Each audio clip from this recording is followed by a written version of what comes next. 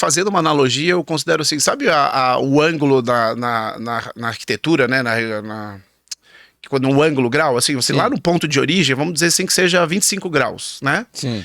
Quando você muda 1 grau lá na origem, cara, 25, 26 é a mesma coisa, vai. Só que ao longo da jornada, 1 grau lá na origem, o alcance que você chega no ponto final é infinitamente maior. Então, eu acho que eu ligo muito essa parte minha, da minha história acadêmica lá da origem. Então, eu acho que eu precisei passar por aquilo, eu precisei ter um conhecimento básico para tomar decisões e enxergar coisas que talvez eu não enxergaria. Legal. E eu acho que a ESAG é muito famosa, inclusive, pela qualidade, pela capacitação acadêmica que eles têm lá, né? Eu tive em Santa Catarina, enfim, eu soube, eu tive contato com essa expressão que é a ESAG nessa administração. Mas assim, eu acho que o modelo de ensino em geral, ele poderia ser um pouco mais prático assim, né? Porque o que a gente percebe, qual que é a dor de muitos jovens, né? O cara, ele não vê a hora de sair da escola para poder trabalhar, fazer dinheiro. Aí quando ele ingressa na faculdade, tem mais um período ainda que ele precisa acumular tudo isso para esperar para fazer dinheiro. E aí quando ele sai, ele precisa acumular uma bagagem de mercado para daí começar a fazer dinheiro. Como que você enxerga isso? Teria alguma forma de fazer isso? Qual que você acha que seria o cenário ideal para o jovem que está na faculdade agora e ele está nessa vertente de talvez construir um negócio ou querer fazer mais dinheiro, mas ele entende através de uma conversa como essa que aquele conhecimento acadêmico é importante. O que você sugeria para esse jovem? Então, eu acho hoje o modelo acadêmico do Brasil, eu acho assim decadente o modelo, sabe? E quando eu faço essa crítica dura, assim, ao meu ver, eu critico o modelo, sabe? A estrutura, porque, vamos pensar assim, por exemplo, eu tenho filho. Aí eu vou lá e vou falar assim, não, meu filho ele não vai mais pro sistema acadêmico tradicional, que é o quê?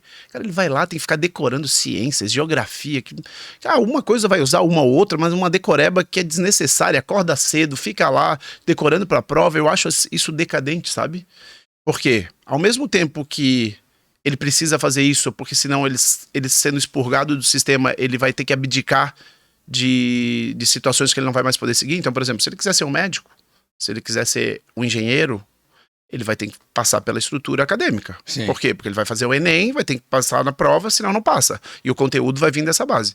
Agora, se ele for um empresário, se ele for uma outra coisa, talvez ele vai ter que desenvolver outras habilidades. E é isso que eu vejo que é a perda de tempo hoje no modelo de estudo. Sim. Então, se a gente for olhar assim, por exemplo, os Estados Unidos, ele já é um nívelzinho um pouco mais avançado, mas ainda assim que eu vejo também, eu vejo que é atrasado. Por quê? Porque ele vai afunilando, né? No high school você já seleciona entre exatas e genéricos, e você vai afunilando um pouco mais. Então eu acho que hoje as crianças, os jovens, eles deveriam ir já começando a afunilar. Então, desde desenvolvimento de soft skills, desde criança, então, aula de empreendedorismo, esportes, culinária, criativo, arte, música, tudo que desenvolva essa parte de soft skills das crianças, né?